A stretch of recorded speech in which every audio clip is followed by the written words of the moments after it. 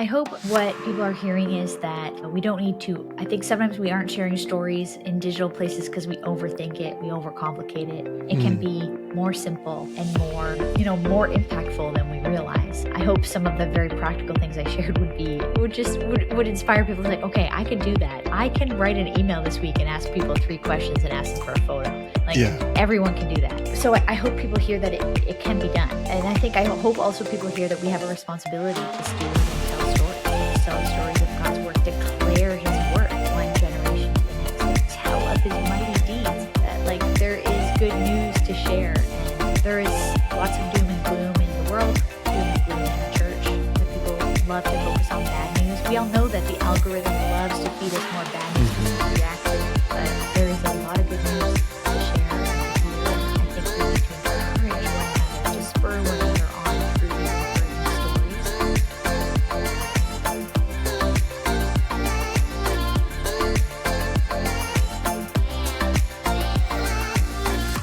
Well, Joanna, a very special welcome to the Sowers podcast.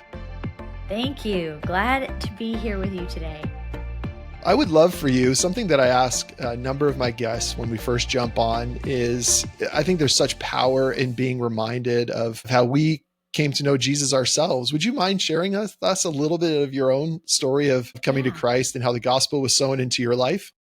Yeah, in its most brief, I come from a family of real Christian type folks for many generations. My dad is Dutch, accent and all, and came to Canada. His grandfather would have been a preacher in the Netherlands, and his father was the one if anyone from a Dutch background is listening, my grandfather was the one in politics who made Christian education one of the free options in the Netherlands. So in Canada, we could do Catholic or French or public schools. In the Netherlands, you can also do Christian schools. So my grandfather did that. So just on that side, on my mom's side, my mom's family were the founders of what's called the People's Church in Toronto, which in its day was one of the first mega churches, but it was particularly focused on global missions and fundraising for global missions. And so my mom grew up in that context with her family in that church. So what I mean by that is, by the time I came along, decades after their upbringing, it was very much in them and it was lived out in front of me. My family had the opportunity with my dad's engineering work to live in a few other countries. And the reason to go was engineering, but the heart behind it was missions and ministry and serving in these often quite poor places. A place like Romania, for example, in the 90s, right after Ceausescu, the dictator, fell, and I'm being a kid grappling with going into HIV/AIDS orphanages with children rocking back and forth because no one picked up the child today to just cuddle them, and thinking about a church where at the time we would have said the gypsy people, but I think Roma is probably the way they would be referred to today. Roma people were invited to the church, and everyone thought in the town that this was like a cult because they were letting this other racial and ethnic group join them, and they weren't trustworthy people in the community. So I just say I had some pretty radical experiences coming from a heritage of faith where it was just simply practiced, not perfectly, but practiced in front of me. It was refugees at the dinner table kinds of household. And so it was natural from as early as I could remember, to love Jesus and to follow him. That doesn't mean I didn't have lots of questions and wonderings along the way. I still do. Oh my goodness. There's complex world and the answers are not always clear or easy, and sometimes there are no answers. The answer is there's no real clarity of answer, and we have to be okay with that in our faith too. That's why it's faith, not for sure. But yeah, I think in that sense, I'm grateful for a heritage of faith, and into my adult years, it more and more became mine, not my family's, my own decisions and choices to have an integrity of what I say and what I do with my money, my time, my mind, my body, aligning more and more, which is never perfect, but sort of the journey I've been on.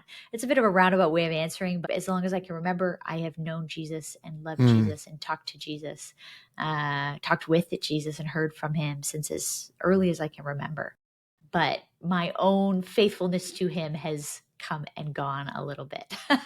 As it does for many of us. I'm wondering if you could give us a brief overview to how your passion for digital communication Mm. media began to overlap in your pursuit of Christ.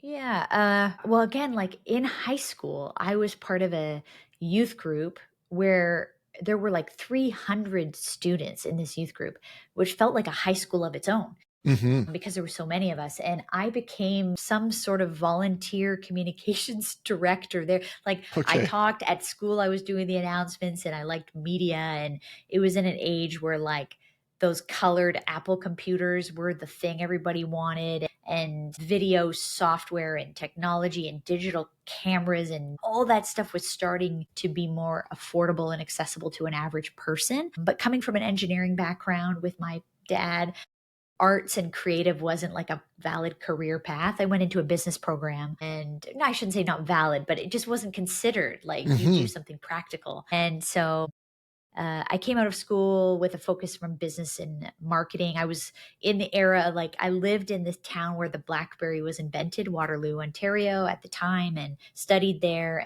And it was the tool the world used at that time, before, and then the iPhone came out just sort of as I was finishing my university years. And just to age me, if you everyone's trying to figure out my age. And so as this millennial bridging between, the millennial generation being the last to remember analog and the first to fully embrace digital, it was a natural part of my whole life, but I was also timing my own milestones of life development right along with some key tech like graduating and an iPhone came out. So I Right. worked in tech in my first few years, and what I call the big black box story happened.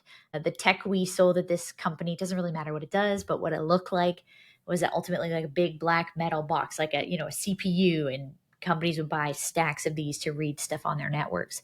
And I was in marketing and PR for them. And the graphic designer pulls me over to his desk one day, and he's got this main product on the screen, trying different effects in Photoshop. Hey, Joanna, do you like this or this? How about this? And he's trying different stuff. He says, Joanna, what can I do to make this look sexy?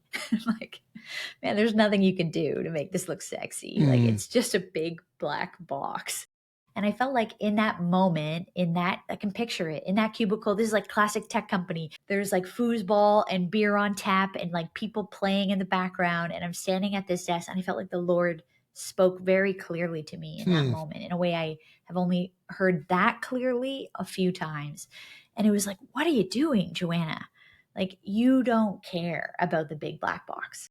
You're supposed to use these skills to serve the church. These same skills you're using here in marketing, communications, PR, whatever, you're supposed to use it for the church. What are you doing? Anyways, very soon after that, I didn't know what to do with it in the moment, but very soon after that, it was like God prompting me, and doors began opening, and I began wading from tech world into church land and worked in churches for many years, before I do what I'm doing today. That's where like media, church, creative, it all kind of crashed together. And it has really, in many ways, been a sense of calling in my life to figure out how, what I often say, churches have not just the good news, but we have the best news in the Mm. world. But often churches are terrible communicators. We make good news sound like bad news, Right. whether that's because we're out, like we're just like grumpy and angry, or we're out of date and old school and irrelevant in how we talk about things. But so my work in life overall is, how can we help church make good news sound like good news? And that Hmm. includes using modern tech, media, digital tech, whatever is available to us, the tools of our day. How do we use them to communicate as best as we can? Because we have the most important thing to say.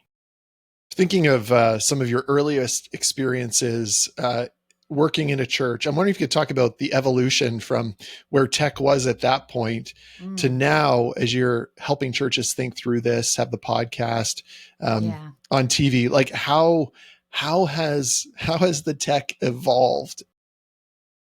Well, one thing is, like, I remember opening Facebook accounts, Twitter accounts, Instagram account, like they didn't exist, and we were making them for the Hmm. churches. Um, And it was like a thing off the side of your desk, where now one major shift that I think it's helpful for churches to understand, especially leaders who don't work in this day to day, things like social media, it has become a full-time job. It's not a thing you just do off the side of your desk. If you're going to do it in a way that's effective, Right. and you're feeling like, why aren't we seeing results? It isn't really something you can spend 10 minutes a day to do. If like there are people who their only job is Instagram, like that is their job, and that wasn't the case even just 10 and 15 years ago. I think another piece of it is, at the same time, tech has really allowed accessibility and affordability for churches. The phones that most of us carry in our pocket has a far better camera than these $10,000 cameras 10 years ago. These $10,000 camera setups we would have been using, and lenses and tripods and all this stuff, like even $15,000 or $20,000 setups, like huge amounts of money to do what our phone in our pocket can achieve now, just as well, or almost as well. And in some cases better than those old cameras. Things like, I was just meeting with a church today, and they were saying, like, classic church scenario, hey, we need a logo graphic for this new Bible study series, and we need it by tomorrow, printed on a poster. Mm, And the woman's like, oh my goodness, like 2 years ago that wouldn't have been possible. And she goes into Canva, which is free for churches as a social media and graphic design tool that, again, 10 years ago was a junk tool, now is quite good and free for churches. And she goes in and types a description of what she needs. And the first graphic that it designed with AI is, she's like, oh, this is really good. And then she gets it to the printer and sends it out. And like suddenly, like, something that would have taken money and a professional designer, not all things can be done by AI. Like, we still need graphic designers, but something like that has become quick, more affordable, more accessible, designed for dummies. We still do need the designers and the videographers and all this stuff, but now there is a lot that can be done to speed up that process or make it more accessible for church leaders. So in that sense, I think then the other side of that is, now we all feel this pressure to do something. Oh, we have this. What do we do with it? How do we steward these resources? And like, I don't know anything about AI. How am I supposed to know what to do with it now? So it can be overwhelming in the other way. Now we have access to it, but we maybe don't have education. It seems to me like, and I don't know the exact timestamps on it, but I'd be interested to know your perspective that, 10 to 15 years ago, people were, at least millennials, were kind of jumping into Facebook, and then Instagram came out. And then maybe like 5 to 7 years ago, there was this kind of rejection of it. And now it seems like people are kind of coming back again around to it. Have you seen that? And why do you think, where people are recognizing that it's so essential to have some sort of engagement, some sort of focus in these arenas? Yeah. Yeah, I think it's, Andy Stanley would say, it's not a problem to solve, it's a tension to manage. It Hmm. is a tension. I mean, we're seeing laws come out in, I think Australia just announced most recently that they're trying to have a ban for under 16-year-olds on social media as a government. And then reading the fine print on that, it's almost impossible to actually enforce. Yeah. So like it's they're trying to do something, but like what can you do? Yeah. So in that sense, there's a recognition that there is concern, there is stuff to do, particularly with mental health and addiction and self-esteem, and that is like really affecting all of us, not just young people. And so how do we have like a healthy relationship with it?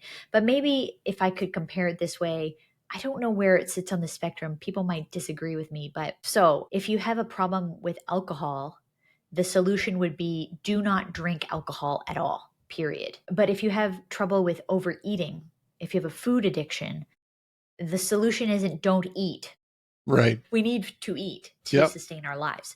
And so I think now maybe an honest way of looking at it is like these kinds of digital platforms, or even just having a smartphone, at all is kind of more in the food category than the alcohol category. Like, we do need it in our society to function. Like, there's restaurants you go to, you can't even look at the menu Yeah. without, maybe, I don't know, maybe they have paper menus if you ask. But that point being, like, it's, you need it so ubiquitously.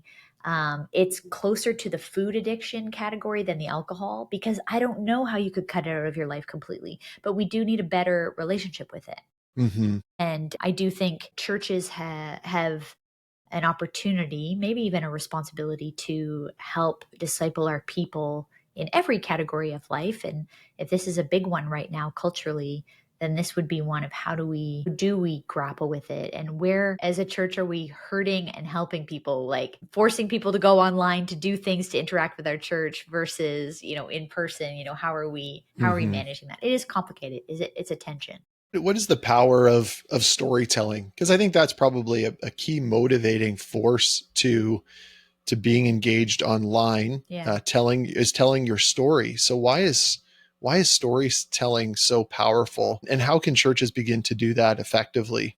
Yeah. Well, I think a lot of churches aren't doing storytelling, and that's why their social media sucks. They're just using it as a bulletin board where you post an announcement Right. and run away. But if used well, the things that resonate with people are stories. And stories, I'm not an anthropologist, but story is one of our most ancient art forms. It's one of our most ancient ways of connecting with each other, of passing values and traditions, meaning, from one generation to the next, has always been. Humans are storytellers. Animals don't tell stories. Humans tell stories. Humans want to hear and know stories. It's how we find meaning and Hmm. understanding. And I think an emotional, we love to think we're all logical, but a story is in many ways emotion and, surprise and delight and grief and all the things that a story can be. And it's what we remember far more than the left brain logic side of things. So storytelling, I think, has always been, but in an age where we have these affordable, accessible tools, what an opportunity to tell stories, to tell our stories, to tell the stories of our congregations, to tell the greatest story, the story of God's great love for the world. And I think we also have, maybe I would say, to go further, one thing I often say is, we have a responsibility to steward the stories in our own church communities. If God has done something in a person's life or a family or something in our church, there's no other church that can tell the story. It Hmm. is our own church's responsibility to share that story. It's ours to steward. And so we should tell those stories. There's lots of ways we can do that. I don't know if you want to get into the weeds of it, but I do think it's almost like a responsibility. And then maybe the other piece of it, I'll say lastly, just as a philosophy, is in an age of like, post truth, this idea of like, that's your truth, this is my truth. We see trends, certainly with younger generations, where story is valid. I may not agree with your belief system, Right. but if a Christian shares a story of what God has done in their life, why they believe in Jesus, or what happened in some moment in their day, like Jesus answered a prayer or something, Hmm. generally, like, those are received. It's like, I may not agree, I may not believe what you believe, but like, I receive your truth, like, that's your truth or whatever. That idea of like, story sharing does seem to be an access point into people's hearts and minds, and a way to connect with a generation around faith, or at least help them consider it. It might be helpful to get into the weeds a little bit. I'm just thinking about our listener who's like, okay, Joanna, it's Yeah. important to get involved online, but then they're like, what in the world is my next step? And we could probably Yeah. take an hour just to walk through steps. But could you maybe then share with us just a story of a church or a Christian ministry using story effectively on social media, and the impact that it had? Yeah. I'm going to go like real basic. Somebody who has a story, you email them 3 or 4 questions of like, the who, what, where, when, why, how, about like, um, it depends on the nature of the story, but if it's a testimony of Jesus, is like, what was your life like before? How did you meet Jesus? What is your life like now? 3 questions. Get them to write you back in an email an answer to that. Ask them to send a photo of themselves or their family or whatever the context of that story is. Then you copy and paste. I mean, maybe you need to edit it for spelling or brevity. Take the photo, upload it to your page with the copy paste of their story in their own words below. Question, answer, question, answer. There, you've just done it. You could do that every single week, 52 stories in 52 weeks of the year. And you could blitz and get all those stories over. You don't have to be doing that actively every week. You could be once a month going and saying, there's people I want, hey, that story, could I email you and get you to help me write that down? It might take them a little bit to get back to you. They might need a reminder, but like eventually you'll get it back. Mm-hmm. And not every story has to be as perfectly tied up in a bow like that. Like I just suggested the before, how, the how you met Jesus story. It might just be like, I've never volunteered before. I decided it was time. I'm now volunteering and I don't hate it. Like, it doesn't have to be that Yeah. complicated, but that's a story too. Like, Yeah. well, praise God that they want to serve or, whatever it may be. There's these, not every story has to have a happy ending yet. They could be stories in the middle, but like that's low tech, low capacity for a leader to steward and get stories. Another level up from that I've loved in a church where I've seen, if you have access, or even a basic iPhone these days can probably do it. But if you have maybe like a bit of a like nicer camera gear, or someone in your congregation does, or you rent it or whatever it may be, I've seen this with baptisms, for example, if they want to do like baptism stories, but it could be for any kind of story. Again, get the person to write their story on one piece of paper, like one page, and you can help edit it to clean it up, tighten it up, clarify if it's a little bit wonky. And then you get them to record their voice reading the story into a microphone. And that microphone can be a microphone attached to an iPhone that costs you $30 on Amazon. Like, doesn't matter. Just like you can go higher tech than that. Probably most churches have nice mics because they're churches, but get them to record the story, just read the story. And then you put your camera in slow motion. iPhones have this function. And I don't know what the story is. If it's a story about God working in their family or whatever, you can literally have them in slow motion walking down a beautiful path in the park near their house. And then you put some music and everything feels more emotive when it's in slow motion. You get them walking down the road, you get their voiceover that's a minute or less. You put it all together, and now you've got a story video. It's so basic and so simple. And I've seen a church who did that, like rinse and repeat over and over and over. And it was just like, I don't know, they're like pushing their kid on a swing in the park, or they're like slow motion washing the dishes in their kitchen or something. Like, you don't need much footage if it's in slow motion because it fills up a lot of time. Yeah.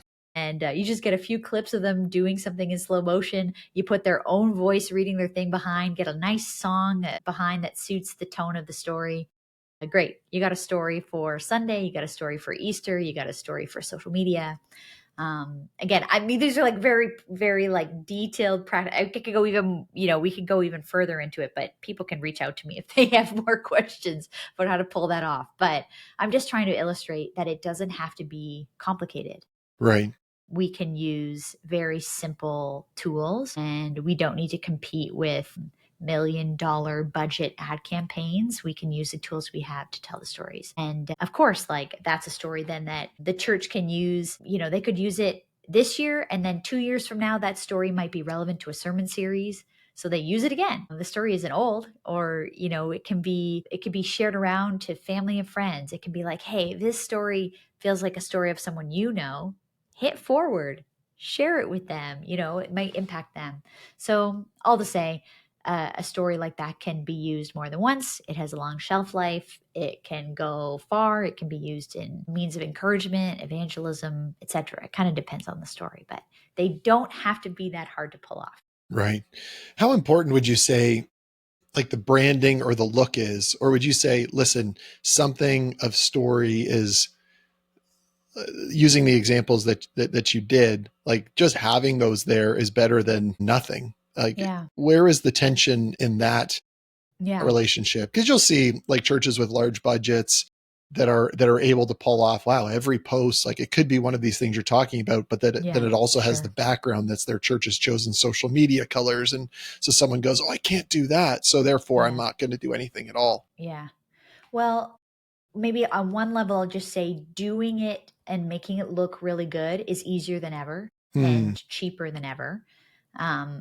So at one level, I'll just, if you need your logo, it's free on like a lot of software. You can go on Canva, which is free for churches, upload a video, and you can drag in your logo. You can put music behind. You can like you can do it all there. It'll take you step by step through. There's AI tools that might edit a lot of it for you, etc. But so it is easier to pull off than ever. But more than that, I think we all know if we've been on social media, you could spend all this time curating these posts that are you love and you think is really going to resonate with Hmm. people, and it's like crickets, like very little resonance. And then you post like something where it's like you talking into your camera while you're making a cup of coffee, and it like hits with people and it goes off and like everybody connected to it, everybody being your church community or whoever everybody is in your case. So we see that in things like TikTok. Like there's a lot of people who've become wealthy and famous filming just with their phone, telling stories about their days or whatever into their phone, like into basic phone camera software. Hmm. So it seems the story matters more than the tech. The tech is getting better and cheaper and more accessible, easier to use by people like me who don't have video editing background. The quality seems to matter not so much. So maybe I would say in general, like we're not trying to make it look bad. So if you can Yeah. make it look better, make it look better. Yeah. But maybe the other piece I'll say to this is thinking about what I would say is I often talk about the Honda versus the Mercedes. And what I mean is, or even the bicycle, what kind of vehicle do we need to get us where we're going today? Right. There are times where it's prom, it's a wedding, you want like a 1950s car, you want a limo, you want some gorgeous, expensive luxury experience, i.e., you want to pay a few $1,000s or more to have like a stunning video and you've hired out to make it happen. And there's multiple cameras and all the stuff. And like, there's reasons why you might choose that vehicle. I think day to day, most of us are very happy getting around in our Honda Civic or Toyota Corolla or whatever you drive, your minivan, and it's totally not just adequate, it's great. Like it's Hmm. reliable. It does the job. It gets you everywhere you need to go. And then sometimes that's not even what you need. Like you just need a bicycle to get around. I live in a city, so I bike, I have an e-scooter, I have a car too, but there's lots of ways to get around. And I think sometimes we're measuring against that Mercedes limo special occasion video when like most stuff we do, we just need like our regular old Honda Civic. Hmm. But we need like the basic thing is enough. And so there are probably a few videos a year that you might want to put a budget together to hire like professionals, certain stories, or maybe it's for Christmas or a special event, or just like a story that is very special that you want to do and tell well. You could hire in for that. But most stuff we do, don't overthink it. Just like what's the tools we have? What can we afford to do? We just are trying to get from A to B. Not everything needs to be this high level experience. When you think about your experience working with churches or individuals on this, can you share with us a couple of what you would say are success stories of people engaging and someone on the other end being a recipient of the greatest news and it changing their life? Man, yeah, now I'm pulling out of so many years of this work. I mean, there are definitely I can think of stories in the church I worked at where someone shared a video of their own story with someone in their family who had never been willing to come to church. And then they just said, hey, like, I know you don't want to come, but like, here's my baptism story video or whatever. And that was the thing that broke through to that dad Hmm. to get him to like, I didn't know that's what it was. I didn't know that was your story. Oh, I didn't, like in the privacy of his own home or in his own car with his phone or wherever he watched that, it gave him a moment to actually hear the story in a way that he hadn't been willing before from his daughter. I'm thinking about that story. So sometimes a story on video, for example, or it doesn't have to be video, but it might break through because they can process it. They could watch it again. They can rewind it. Right. They could maybe like watch it privately without having to perform their reaction. And they might actually then therefore have an honest reaction to the Right. story rather than perform for their kid. I'm thinking about, I'm thinking about a baptism story that like, then like when the dad a year later is getting baptized, this is part of the story, is Right. the baptism video from the daughter. And like he had never wanted to come. And then finally he was able to receive right thing, right time, God's timing. There's so much and so many. I think anytime we can share a story or it's like, oh, that's like me. I think of stories at Alpha, for example, where I work and have privilege of hearing so many stories of life change where it's a story like them, whether it's a refugee story, it's a rural youth story, like it's someone from a small town, it's a story of an elderly whatever it may be, whether it's your demographic, your ethnicity, these stories where like there was a story of a Persian guy who came to faith, who was a realtor, he came to faith on Alpha, and then that story was used to invite other Persian people to come check out Alpha, and then they were willing to do it because they heard a story from someone from their own kind of cultural Right. background. So yeah, of course, there's so many. I'm like trying. It's Hmm. always classically like off the top of my head. But the point is, when people can find themselves in the story or have a chance to process it in a different way, I see the impact of that. It doesn't have to be, again, it doesn't even have to be video. It could just be in writing or other ways that people are telling stories. You mentioned Alpha there, and I think that's a great transition. Yeah. I think Alpha is, I mean, can we say it stood the test of time? I mean, it's at least probably been the last 25 years, but a 25-year run with an evangelistic curriculum is pretty strong, I would Yeah. say. Yeah. What, as you're now working with Alpha, speak to it as kind of a case study of storytelling, of digital engagement, of now as you give leadership to the brand of Alpha Canada, like helping in all of that. Share with us it kind of as a case study to encourage those that are listening about the power of story and the power of digital engagement. Yeah. Well, I'm a little reluctant to use Alpha as an example to encourage a local church because the resources we would have are global and a Right. local church Okay. has local resources. So, what I mean by that is every story we tell at Alpha is about a local church's work and impact in somebody's Mm, life. But in that sense, like if Alpha, the organization, is coming in to help tell the story, it's probably at a bit of a different level than local. Now, that said, as part of my work, I think is trying to change that. Because as I've said, I think even if I could say, we've talked about this at Alpha Canada, that like, where have we done a disservice to the church by making every story have to be a Mercedes level story? right. Before we tell it, where like actually like there's lots of stories that are really like a story like I have never invited someone to Alpha. I have always been really shy about sharing my faith. I don't want to impose it on anyone. But you know what? I think my friend at work might actually really enjoy this and they need this. I'm going to ask them if they want to come to Alpha with me. And I asked them. I'd never done that before. I asked Mm, them, and you know what? They said they weren't available on Tuesday nights, but we're still friends yeah. and they're going to come to the barbecue at my place next weekend. Yeah. Like that's not a Mercedes story. What I mean by that is like, I invited my coworker and they became a Christian and then their whole family became Christians Right. and Yeah. now they run a church, like, which are stories we hear at Alpha. But I Hmm. think then sometimes we neglect to tell those small and simple stories, like those common faithful stories of a Mm, person who had the courage to invite. And yeah, sure, they said no this time, but like, what if you ask them next time? They might say yes. Or even just you learned that you asked this person and they said no, thank you, but you're still cool. Like it's still good between you. It didn't go weird. That like that'll give you courage to invite another person. And that story might give someone else hearing it the courage to invite their coworker and know that it's not about the perfect happy outcome. It's about the faithfulness and the courage to even try.